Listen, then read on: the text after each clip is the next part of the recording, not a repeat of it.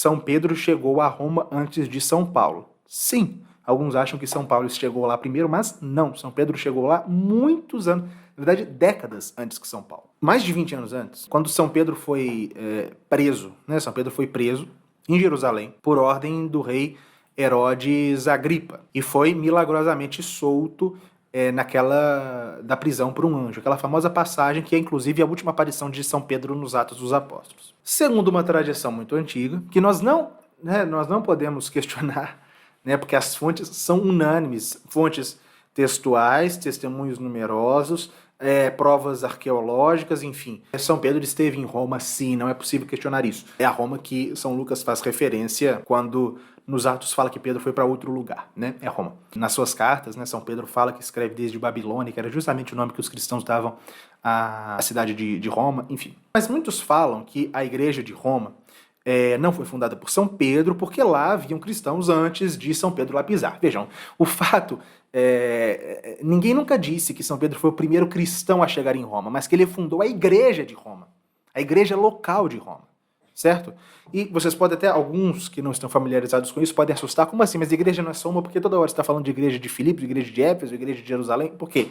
Isso que nós chamamos de igreja, com I minúsculo, são igrejas locais, os bispados, posteriormente chamados, as dioceses, certo? Existe a igreja católica, a igreja universal, e as igrejas locais. Pois bem, a igreja de Roma, os cristãos, eles chegaram a Roma primeiro, né? Tanto é que lá nos Atos dos Apóstolos diz que entre os que se converteram, entre os que ouviram o discurso de São Pedro lá no Pentecostes, havia vindo judeus oriundos de Roma. A fé chegou em Roma antes de São Pedro, só que São Pedro fundou a igreja em Roma, igual Santo Irineu escreverá no final do século II. Mateus escrevia entre os hebreus o evangelho na língua deles, enquanto Pedro e Paulo evangelizavam em Roma e aí fundavam a igreja. É muito diferente dizer que ele foi o primeiro cristão a pisar em Roma e dizer que ele organizou a igreja de Roma. São duas coisas diferentes. Então ele é o fundador da igreja de Roma por causa disso. Quando ele foi para Roma? Bom, assim que ele foi libertado pelo anjo, entre 42 e 43. Então,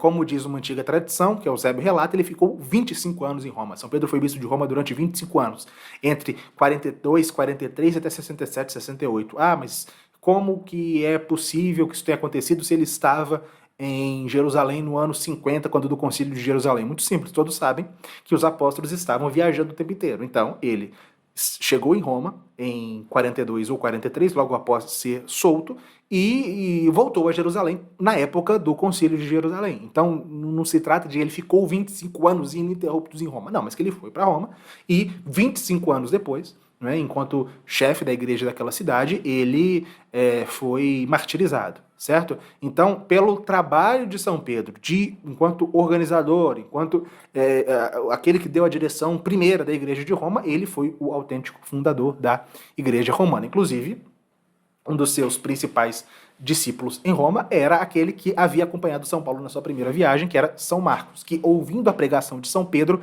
redigiu o evangelho conforme que o ouvira de São Pedro. De modo que, assim como o evangelho de São Lucas é o que São Lucas ouviu de São Paulo, o evangelho de São Marcos é o que São Marcos ouviu de São Pedro, certo? Então, quando São Paulo voltou a Roma pela segunda vez, né, a igreja de Roma já estava muito bem organizada sob São Pedro, e é claro, ele auxiliaria São Pedro na organização da igreja romana.